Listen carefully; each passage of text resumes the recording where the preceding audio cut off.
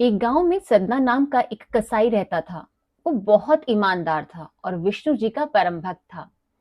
काम करते हुए हर वक्त नारायण का नाम जाप करता रहता। मांस को काटते बेचते भी भगवान विष्णु का नाम गुनगुनाता रहता। वह अपने काम में लगा रहता, लेकिन हर सांस के साथ उसकी जुबान पर एक ही नाम गूंजता, नारायण नारायण। पशु काटते समय भी, मांस बेचते समय भी उसके होठों पर यही मधुर धुन रहती, नारायण नारायण।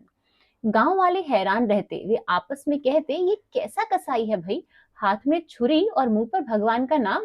एक दिन वो अपनी ही धुन में कहीं चला जा रहा था कि उसके पैरों से एक पत्थर टकराया। उसने पत्थर उठाया और कहा, अरे ये कैसा काला पत्थर है। उसने सोचा ये मांस तोलने के काम में लिया जा सकता है, और यही सोचकर वो पत्थर उठाने के लिए झुका। जैसे ही उसने पत्थर को उठाया, उसके शरीर में एक अद्भुत कंपन दौड़ गया। पत्थर का स्पर्श बहुत शांत, शीतल और दिव्य था, जैसे कोई जीवित शक्ति है। सदना उस पत्थर से वजन तोलने का काम करने लगा। अद्भुत बात यह थी कि जितना वजन तोलना होता, पत्थर उतने वजन का ही हो जाता। ये चमत्कार था। अब लोग इस चमत्कार को देखने के लिए उसकी दुकान पर आने लगे और उसकी बिक्री पहले से भी कई गुना बढ़ गई। ये बात एक भक्त ने मंदिर के पंडित जी को भी बताई। उत्सुकतावश सदना की दुकान में गए और दूर से ये सब देखने लगे। उस दिन चमत्कार देखकर पंडित जी और गांव के लोग अचानक उस पत्थर को देखकर बोले, ये तो शालिग्राम जैसा दिखता है, पर कसाई के घर में शालिग्राम असंभव। वो पास गए और सदना से कहा, ये शालिग्राम पत्थर है, तुम्हें कहां से मिला। सदना ने सारी बात कह सुनाई। वह जानता भी नहीं था कि शालिग्राम की पूजा कैसे की जाती है।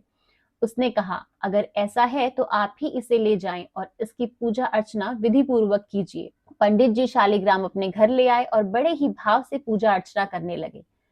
कुछ दिनों बाद पंडित जी के स्वप्न में स्वयं भगवान विष्णु आए और बोले, मैं तुम्हारी भक्ति से प्रसन्न हूँ, परंतु सतना मेरा प्रिय भक्त है, मुझे उसी के पास छोड़ आओ, मैं वहीं रहना चाहता हूँ। पंडित जी व्याकुल हो गए और कहा, क्या बात है प्रभु, क्या मेरी पूजा अर्चना में कोई कमी रह गई है। तब भगवान बोले, नहीं, मैं तो तुम्हारी पूजा भाव से अत्यंत प्रसन्न हूँ, परंतु सदना सदा मेरा नाम रटता रहता है, सदा मेरा नाम ही जपता रहता है, और मेरा नाम मुझे अत्यंत प्रिय है। वो कहते हैं ना कि प्रभु से भी बढ़कर प्रभु का नाम, मुझे वहीं छोड़ाओ, मुझे वहां अत्यंत प्रसन्नता होती है। पंडित जी की आंख खुली और वो सदना के पास गए और सब कुछ कह सुनाया।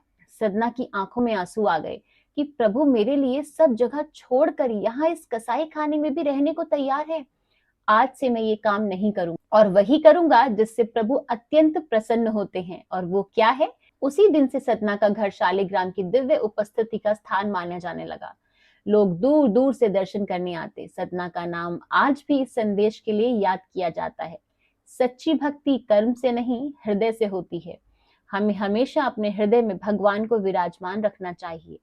कोई भी कार्य कर रहे हों, लेकिन हमेशा प्रभु को स्मरण करना चाहिए और प्रभु का नाम हमेशा जपते रहना चाहिए, चाहे वो कोई भी नाम हो। जो भी नाम आपको प्रिय है, वही नाम आप जपिए। भगवान आपको अवश्य मिलेंगे और हमेशा आपके साथ रहेंगे। राधे राधे, जय श्री कृष्ण।